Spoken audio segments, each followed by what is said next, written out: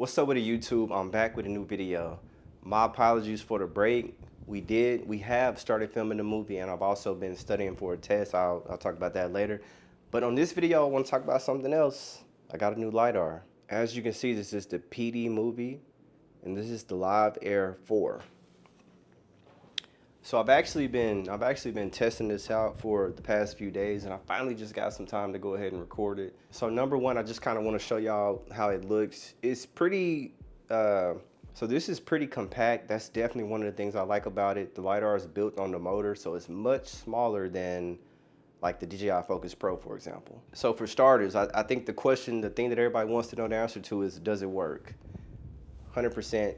Yes. I bought this to use on my B cam. So if you know, I have the Cine 12K and also currently have the Pyxis 6K, which I'll eventually have the Pyxis 12K whenever it comes out so I can have the same camera. I originally bought this so that I could use it on the Pyxis 6K actually. So I was trying to figure out an autofocus solution to basically set up with my Steadicam, and with the DJI Focus Pro, you have to use the handle.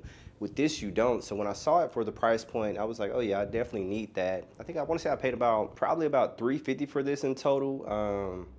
There was a slight like tariff fee, about an extra $40, but I bought this from the company probably about a month ago, and it took maybe 3 weeks to ship. So one of the things that's interesting about this particular Lidar, it has pretty much two modes. I don't know if you can see it. So it has like a 4 and a, looks like 4 and a 16. So essentially you can twist the Lidar on those modes.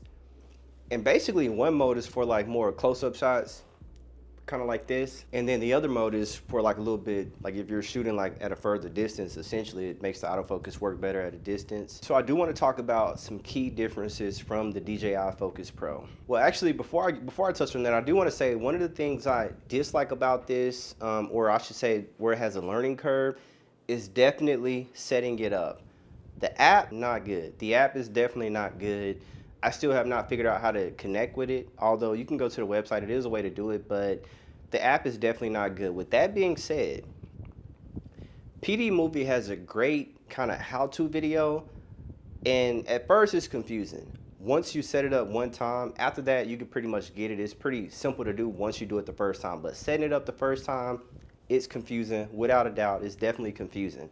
But once you set it up one time, it's easy to go after that. So I will say, I wish the app was better. I wish the instructions were a little bit better, but if you follow the video, I say watch it a couple times, you'll eventually figure it out. So I can't even complain too much about that.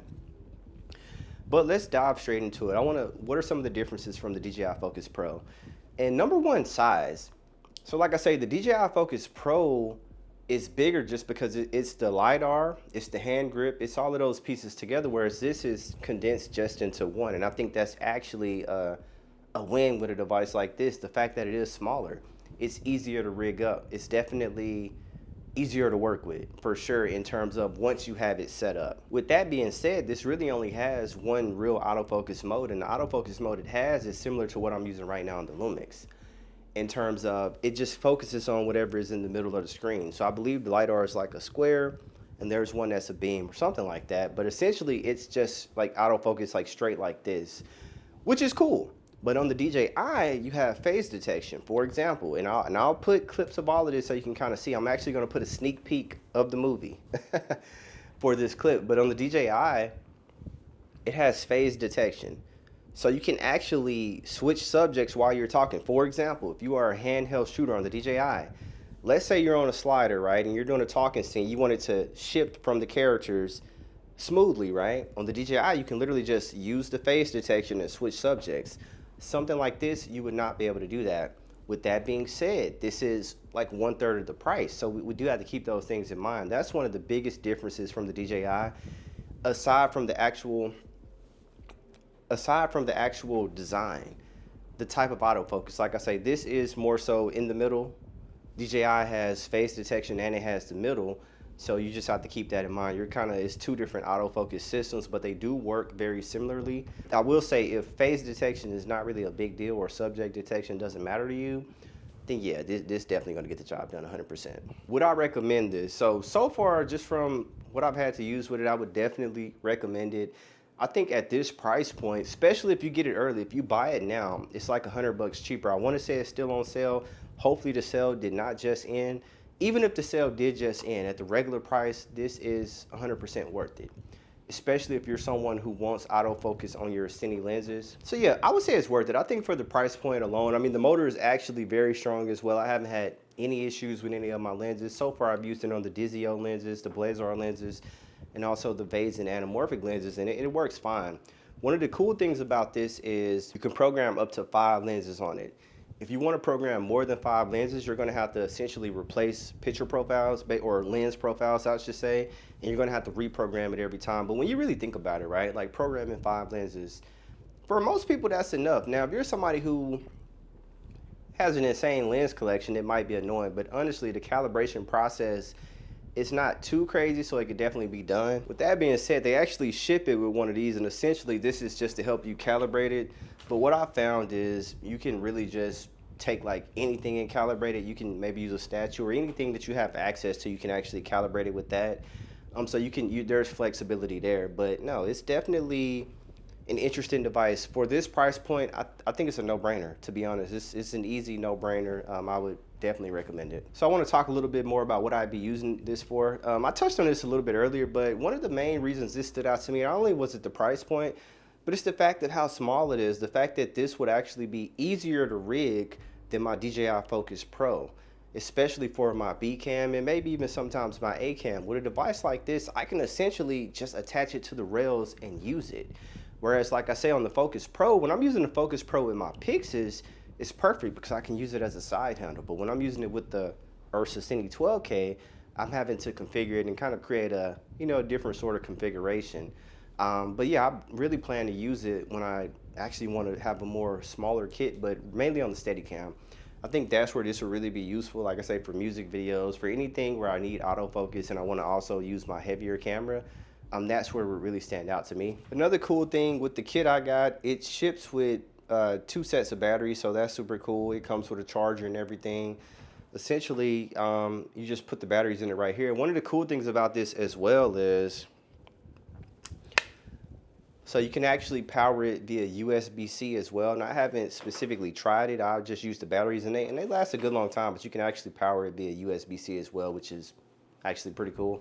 It comes in this case as well, like a little traveling case. What I've been doing is essentially just throwing this in my Nanook case, and I'll actually do a video about that case later. But yeah, essentially it comes with everything out of the box that you need to make it work, and mine also came with this. So the version I got also came with a mini matte box.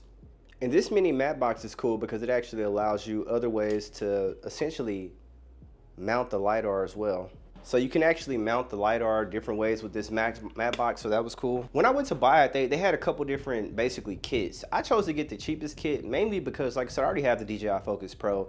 So for me, this could sit on my B cam 9 times out of 10, so there was no reason for me to really spend too much on the bigger kit. But if you were to get the bigger kit, you would essentially get a focus wheel, which is always cool to have. So you can actually get creative in terms of what you use this device for.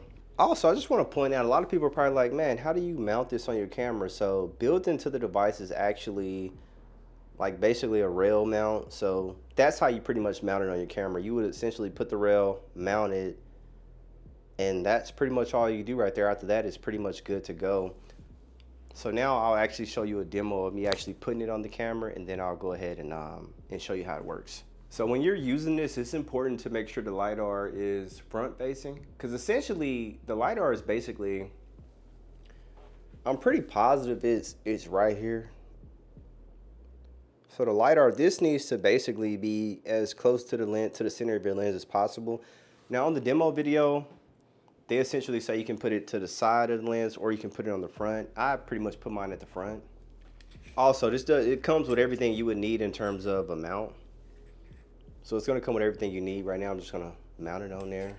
So essentially I just used the mount that it came with. Get it mounted on the lens as much as possible. Let me see.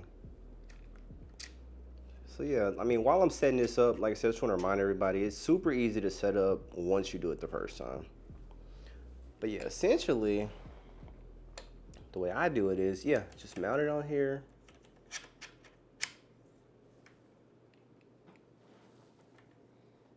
Actually, yeah, let me.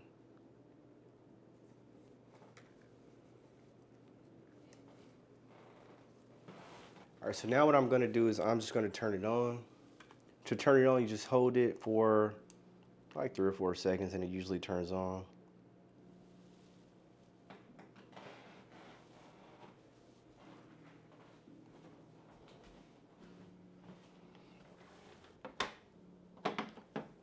So pretty much what you have to do, every time you turn this device on, you wanna calibrate it. So now you're gonna essentially hold this for about 5 seconds.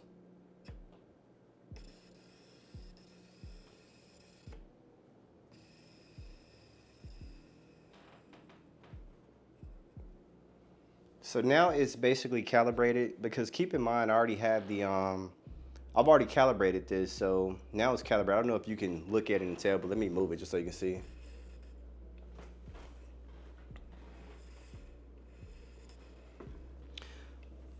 Okay, so now I'm just gonna do a quick demo just to show you all that it does work. As you can see, now I'm on the Blackmagic Pyxis 6K.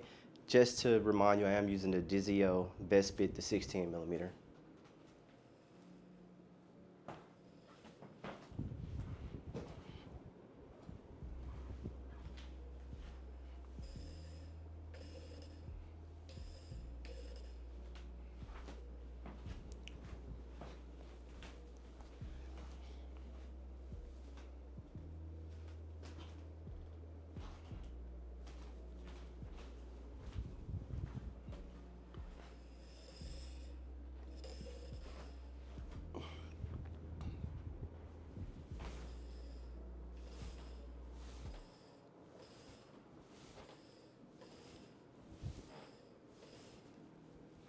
And also, I just want to point out on this video, I currently have it set to the slowest tracking mode. Basically, it does have 3 modes.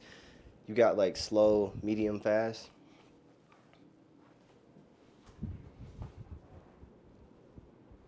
And also, we're on T-stop. This is a T2.18 lens as well. But yeah, I just wanted to do a quick video of the Live Air 4. Overall, I definitely recommend it. Like I say, for the price point, it's honestly a no-brainer. With that being said, if you're thinking about getting it, hopefully the sale is still going. You definitely should buy it. Without a doubt, it definitely works as described. And honestly, for the price point, compare it to the DJI Focus Pro. If you want autofocus on your lenses, yeah, this is definitely the time. And keep in mind, this is the 4th generation version. With that being said, they've had plenty of time to kind of like work through the kinks, so you're getting the best version. But yeah, definitely, if you've been thinking about getting it, I'm here to tell you, definitely get it. It's worth it. And if you have any questions, kind of just let me know below. Also, if you need any tips in terms of how to set it up, or you're a little bit confused, just drop a comment. I'd be happy to make a video on that as well. Like I said, it was initially confusing, but once you get past that, green. So with that being said, I appreciate y'all for watching the video. More to come. And as I said, and like I've been saying, movie coming soon. Hopefully y'all enjoyed. Like I've been saying, movie coming soon. We are actively filming it right now, so let's get it.